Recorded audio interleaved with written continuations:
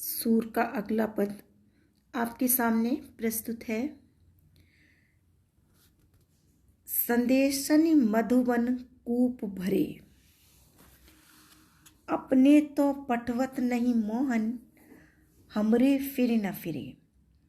इसमें जब सूर मथुरा चले जाते हैं तो कृष्ण के मथुरा जाने पर जब गोपियाँ विरह व्यतीत हो जाती हैं और उनका किसी प्रकार का वहाँ से संदेश भी नहीं आता, तो वह अपने प्रति उनके विषय में आक्रोश व्यक्त करती हैं।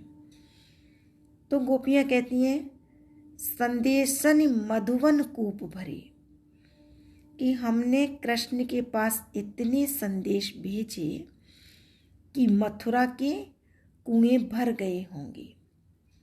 अपने तो पटवत नहीं मोहन, हमरे फिर न फिरे।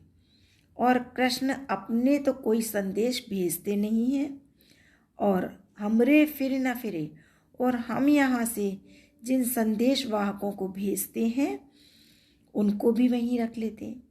जिते पथिक पठे मधुवन को, बहुरी न शोध करे। और जितने भी राहगीर यहाँ से मथुरा गए हैं, बहुरी न शोध करे, वह वापस लौटकर नहीं आए। कै वे श्याम सिखाए प्रमोदे, कै बहु कहूँ बीच मरे।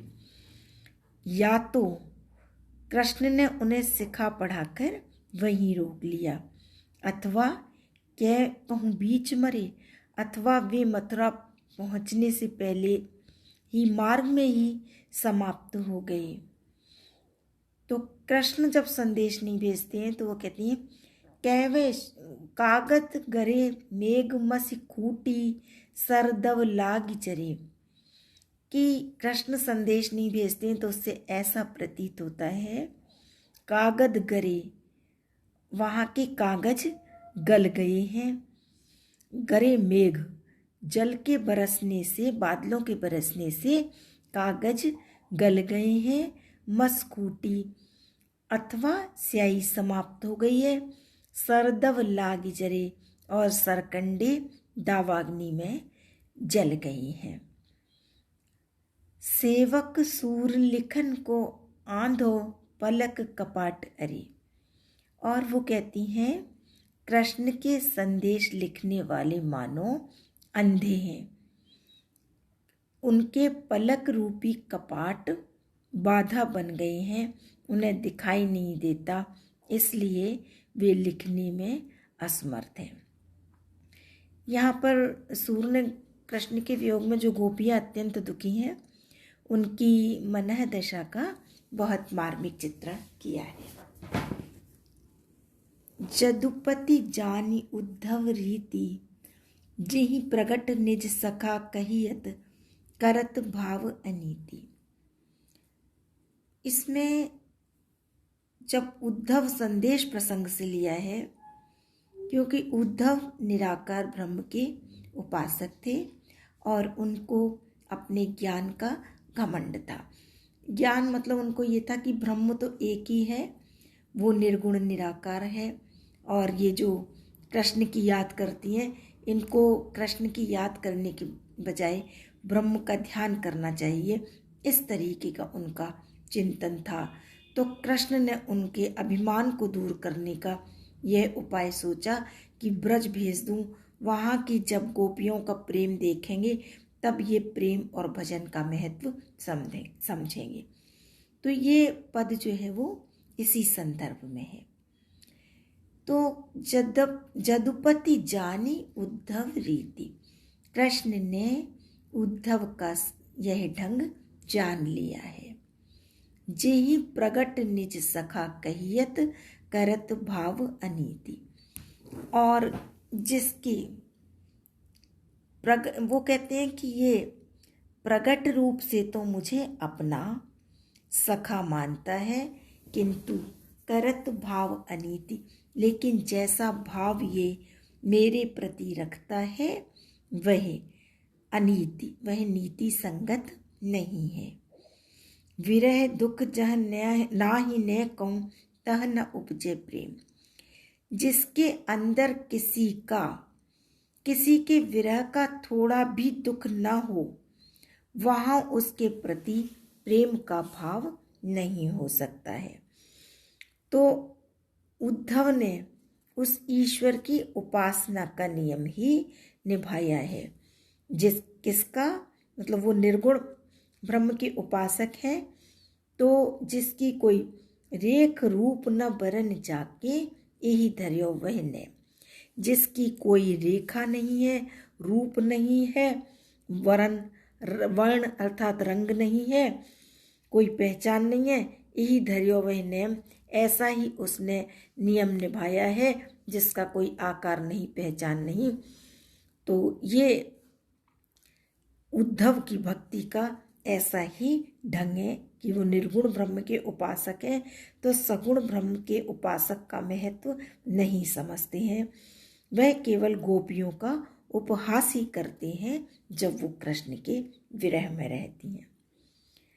त्रिगुण तन कर लखत हमको ब्रह्म मानत और कृष्ण भगवान आगे कहते यह मुझको सगुण अवतार को तीनों गुणों के अधीन मानता है, अर्थात ब्रह्म को ये मुझसे पृथक मानता है। ब्रह्म मानत और ब्रह्म को ये मुझसे अलग मानता है। इस उद्धव के मन का यही ढंग है। बिना गुण क्यों पहम उगरे, और यह गुणों के बिना ही धरती को उखाड़ना चाहता है। यह करत मन डोर, और मन को तो किसी गुण का ही सहारा होना चाहिए, तभी वह भक्ति कर पाता है।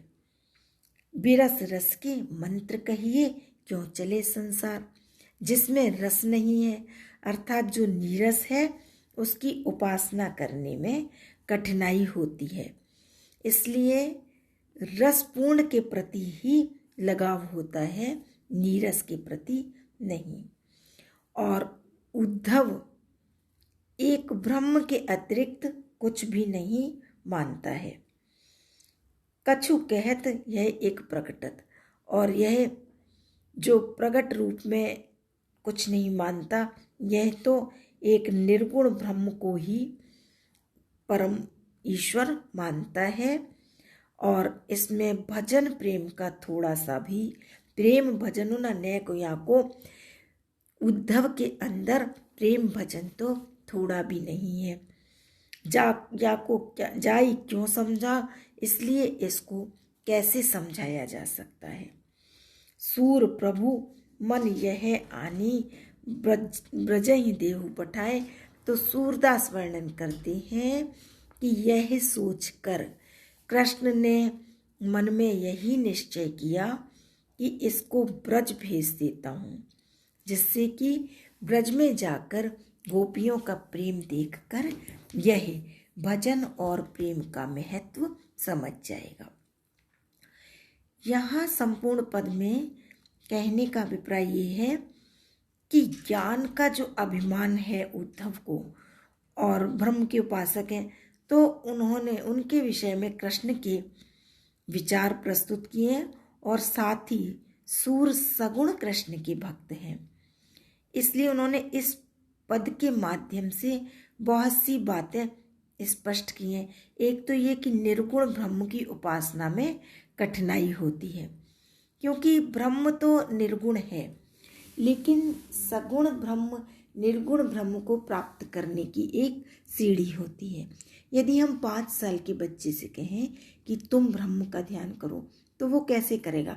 तो पहले उसको एक सगुण साकार रूप दिखाते हैं हम कि ये भगवान है, इसके हाथ जोड़ लो। छोटे बच्चे से हम कहते हैं जय जय कर लो, तो ये क्या है, हम उसको पहले परिचय कराते हैं उसका, क्योंकि शून्य है, उसका महत्व नहीं, लेकिन शून्य को भी एक आकार होता है, क्योंकि वेदों में शून्य को ब्रह्मांक माना है। इसलिए कृष्ण यहाँ पर ये समझाना चाहते थे उद्धव को कि निर्गुण निराकार ब्रह्म है, लेकिन उसको भी सगुण साकार रूप के माध्यम से ही समझा जा सकता है। तो यहाँ इस पद में इसी भाव की अभिव्यंजना है।